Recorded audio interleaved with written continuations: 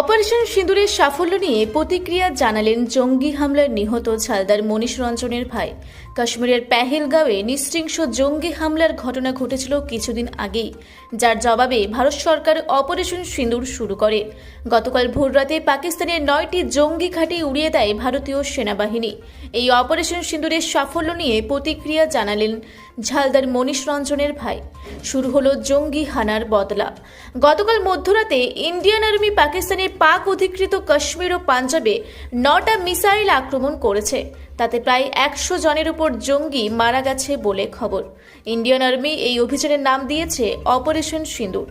এই অভিযান নিয়ে কাশ্মীর জঙ্গি হামলায় নিহত ঝালদার মনীষ রঞ্জন মিশ্রার পরিবারের পক্ষ থেকে প্রতিক্রিয়া জানালেন তার ভাই রাহুল রঞ্জন মিশ্রা। তিনি বলেন, আমরা চাই পুরোপুরি জঙ্গিদের নিধন, আর জঙ্গিদের যারা সমর্থন করে তাদের আশ্রয়দাতাদেরও নিধন চাই। ভারতেও দেখা যাচ্ছে প্রচুর পাকিস্তানি ভক্ত আছে যারা সমাজ মাধ্যমে নানা রকম পোস্ট করে যাচ্ছে। তাদেরও জঙ্গিদের তালিকায় নিয়ে এসে একইভাবে কড়া ব্যবস্থা প্রয়োজন। दादा तो वापस नहीं आ सकते भैया, लेकिन अभी जो सरकार कर रहा है वो अभी शुरुआत है। मतलब ऐसा चाहिए कि स्ट्राइक चाहिए कि मतलब पूरी तरह से ख़त्म हो जाए। जो मतलब आतंकवाद को जो पनाह दे रहे हैं या फिर उसका समर्थन करते हैं वो पूरी तरह से ख़त्म हो जाए, और दोबारा मतलब ऐसा जो वाक़या हुआ है या घटना घटी है दूसरे के साथ ऐसा ना हो। उस तरह से ऐसा स्ट्राइक करें कि दोबारा सोच भी ना पाएँ वो लोग। और मैं ये चाहता हूँ कि जैसे दूसरा देश जो है उसको छोड़िए, अपने देश में ही ऐसे ऐसे लोग हैं जो समर्थन करते हैं या उन्हें पनाह देते हैं, क्योंकि अपने जो घर के अंदर है अगर उन्हें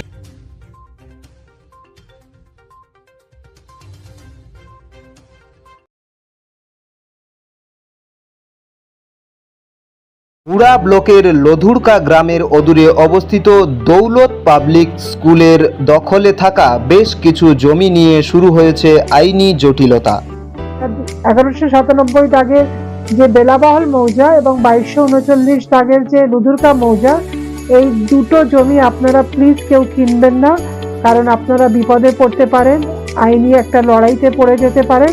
জমিটা একদম ডিসপিউটেড, ফলে একটু সাবধানে থাকবেন।